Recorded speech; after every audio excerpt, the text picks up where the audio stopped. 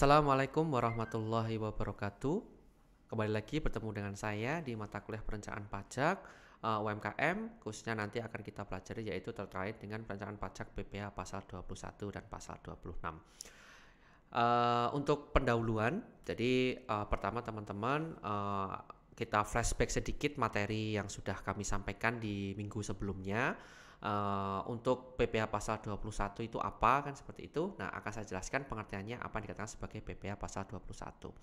Yang dikatakan sebagai PPh pasal 21 itu adalah pemotongan pajak atas penghasilan sehubungan dengan pekerjaan, jasa, atau kegiatan dengan nama dan dalam bentuk apapun yang diterima oleh wajib pajak orang pribadi dalam negeri.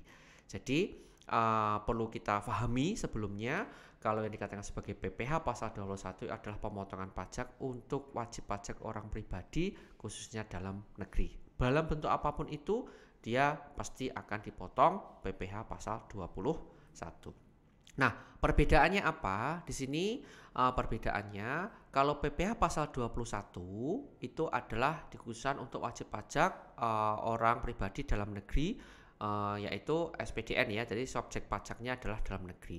Berbeda untuk yang PPh pasal 26. Kalau untuk yang PPh pasal 26 adalah subjek pajaknya itu dari luar negeri atau subjek pajaknya dari luar negeri. Jadi artinya nanti untuk PPh pasal 21 dan pasal 26 nanti perlakuannya akan berbeda. Nah, kalau untuk perlakuannya berbeda otomatis untuk perhitungannya pun juga akan berbeda. Nah, ini teman-teman juga harus pahami terlebih dahulu apa perbedaan antara PPh pasal 21 dan pasal 26. Disebutkan juga di situ siapa saja subjeknya. Di sini dijelaskan ada beberapa subjek pajak untuk yang PPh pasal 21. Siapa saja? Yang pertama adalah pegawai.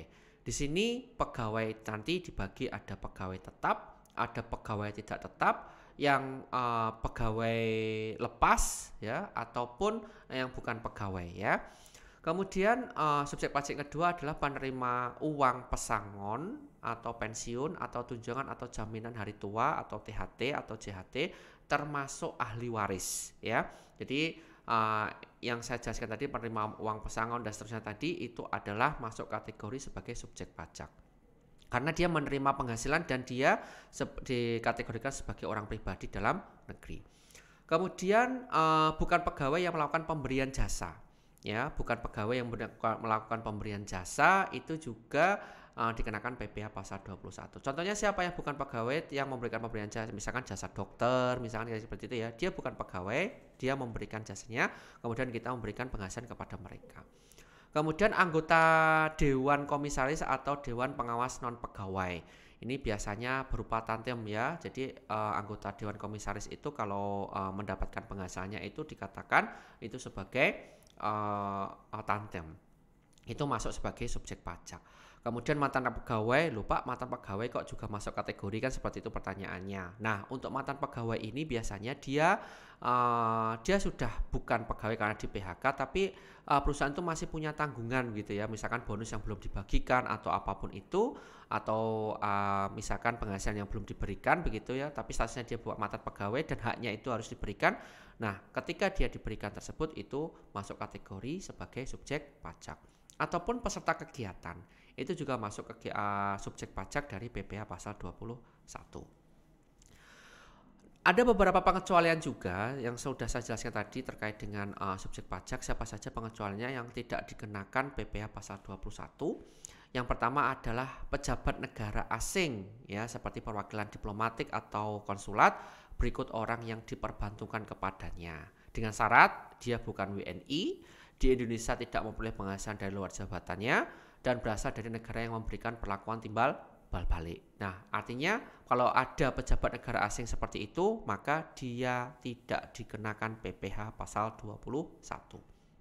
Kemudian pejabat perwakilan organisasi internasional itu juga masuk kategori sebagai pengecualian dari subjek pajak. Dengan syarat dia bukan termasuk sebagai WNI, dia di Indonesia tidak menjalankan usaha atau kegiatan atau pekerjaan lain untuk memperoleh penghasilan. Dalam kata lain sama kayak pejabat negara asing tadi, dia juga masuk kategori sebagai pengecualian subjek pajak.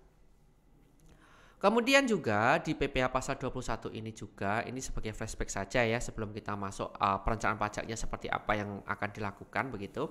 Di sini dijelaskan untuk objek pajaknya adalah pertama penghasilan pegawai tetap. Jadi kalau misalkan pegawai tetap mendapatkan penghasilan itu akan dikenakan PPh pasal 21. Kemudian penghasilan teratur penerima pensiun, kemudian pembayaran sekaligus uang pesangon, pensiun, tunjangan hari tua, jaminan hari tua selepas 2 tahun sejak berhentinya bekerja misalkan, kemudian upah pegawai tidak tetap atau tenaga kerja lepas harian termasuk mingguan atau satuan ataupun borongan ataupun yang dibayarkan secara bulanan itu juga masuk kategori penghasilan. Artinya apa? Segala bentuk entah itu pegawai tetap atau tidak tetap kalau dia mendapatkan penghasilan maka dia juga dikatakan sebagai objek pajak. Kita lanjutkan lagi. Untuk objek pajaknya adalah imbalan kepada bukan pegawai yang melakukan pemberian jasa, itu juga bukan termasuk sebagai objek pajak. Imbalan kepada peserta kegiatan, penghasilan anggota Dewan Komisaris dan Dewan Pengawas non pegawai, kemudian ada pembayaran kepada mantan pegawai, kemudian penarikan dana pensiun oleh pegawai pun juga itu sebagai objek pajak dari PPh pasal 21. Nah, untuk PPh pasal 21 pun juga itu ada beberapa pengecualian dari objek pajak itu sendiri. Apa saja itu? Untuk pengecualian objek pajaknya, yang pertama adalah santunan asuransi kesehatan, kecelakaan jiwa ataupun asuransi beasiswa. Jadi kalau misalkan ada santunan itu, apapun itu bentuknya, itu bukan masuk kategori sebagai objek dari PPh pasal 21. Artinya apa? Artinya itu tidak diperkenankan untuk dipotong PPh pasal 21. Natura yang diberikan oleh wajib pajak atau pemerintah. Natura itu berupa kenikmatan. Jadi untuk natura ini yang diberikan oleh pemerintah itu tidak diperbolehkan untuk dikenai objek pajak. Misalkan bantuan dari pemerintah, misalkan karena adanya bencana atau apa gitu ya, aturan natura seperti itulah nggak boleh dikenai PPh pasal 21. Termasuk iuran kepada dana pensiun, JHT, THT yang dibayarkan oleh pemberi kerja. Jadi yang memberikan pemberi kerja atau perusahaan yang dia menanggung dana pensiunnya atau tunjangan hari tua atau jaminan hari tuanya itu juga tidak diperbolehkan dikenakan PPh pasal 21. Zakat juga termasuk atau sumbangan keagamaan wajib yang diterima oleh wajib pajak itu juga tidak diperkenankan untuk dikenakan PPh pasal 21. Termasuk beasiswa.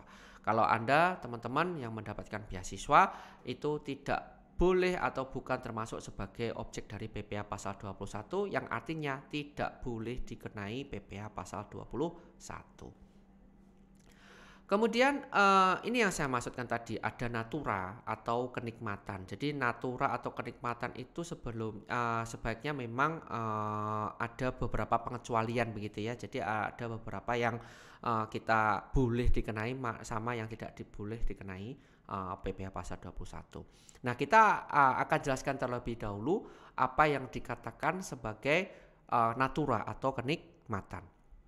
Yang dikatakan sebagai natura atau kenikmatan itu adalah tambahan kemampuan ekonomis yang diterima bukan dalam bentuk uang ya, atau imbalannya itu berupa bentuk kenikmatan ya atau natura.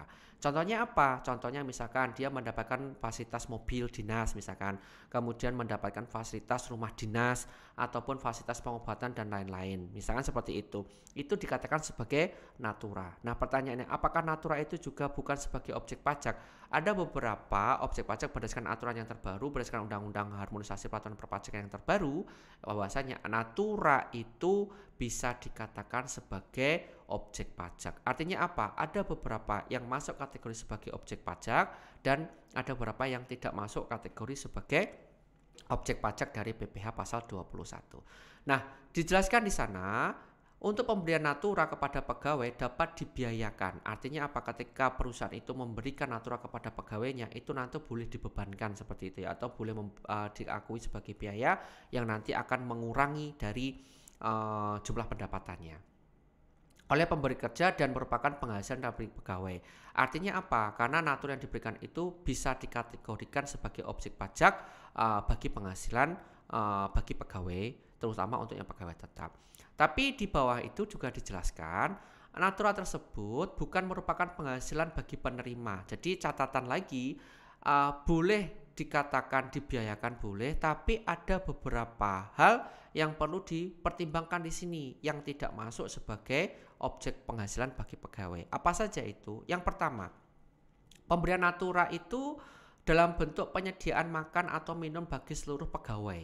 Jadi artinya makan dan minum bagi seluruh pegawai ketika dia diberikan fasilitas makan dan minum pada perusahaannya itu salah satu bentuk natura dan itu bukan masuk kategori sebagai objek penghasilan.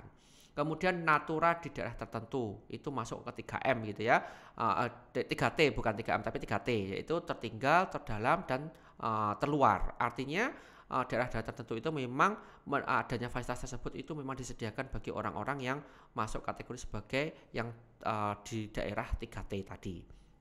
Yang ketiga, natura karena keharusan pekerjaan, misalkan ada alat keselamatan kerja ataupun seragam, misalkan itu sudah mendapatkan fasilitas dari perusahaan yang itu memang menjadi keharusan pekerjaan, harus menggunakan alat keselamatan kerja untuk melindungi dirinya, maka itu juga masuk kategori sebagai bukan merupakan penghasilan bagi penerima. Natura yang bersumber dari APBN ataupun APBD ataupun APBDes seperti yang sudah jelaskan di awal tadi contoh ya, itu misalkan natura yang diberikan oleh pemerintah, misalkan ada bantuan sosial misalkan gitu yang diberikan oleh pemerintah gitu, itu juga dalam bentuknya natura dan itu tidak boleh dikenai pajak.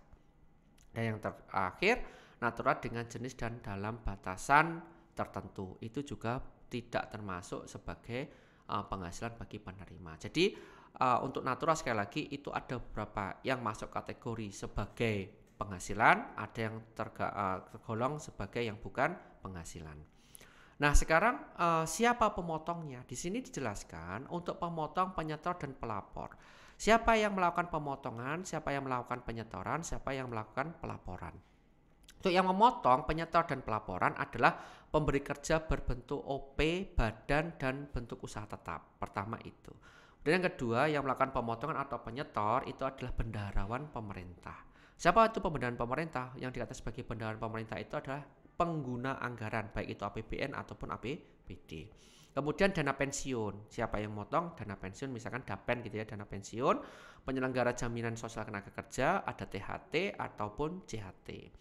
Kemudian ada OP ataupun badan orang pribadi ya OP itu ataupun badan yang melakukan pembayaran kepada wajib pajak dalam negeri yang melakukan pekerjaan bebas atau subjek pajak luar negeri. Artinya itulah yang akan melakukan pemotongan, penyetoran ataupun pelaporan. Serta yang terakhir adalah penyelenggara kegiatan. Jadi kalau misalkan dia panitia, ada kegiatan workshop atau pelatihan misalkan seperti itu yang mengundang pembicara dan itulah yang akan melakukan pemotongan, penyetoran serta akan melakukan pelaporan gitu atas kegiatan penyelenggaraan kegiatan tersebut. Nah, di situ pun juga ada beberapa pengecualian ya terkait dengan pengecualian pemotongan PPh pasal 21. Nah, apa saja itu? Yang pertama adalah kantor perwakilan negara asing. Itu juga masuk kategori sebagai pengecualian pemotong. Kemudian yang kedua, organisasi internasional yang ditetapkan oleh Kementerian Keuangan. Kemudian pemberi kerja orang pribadi yang tidak melakukan kegiatan usaha atau pekerjaan bebas. Jadi beberapa pengecualian inilah yang nanti akan digunakan begitu ya oleh pemotong begitu ya, yang dia tidak boleh melakukan pemotongan atas PPh pasal 21 terutama untuk objek pajak PPh pasal 21 bagi wajib pajak orang pribadi. Mungkin itu saja untuk pertemuan kali ini. Kita lanjutkan untuk materi selanjutnya di pertemuan video selanjutnya. Kurang lebihnya saya mohon maaf. Saya akhiri. Billahi taufiq wal hidayah. Wassalamualaikum warahmatullahi wabarakatuh.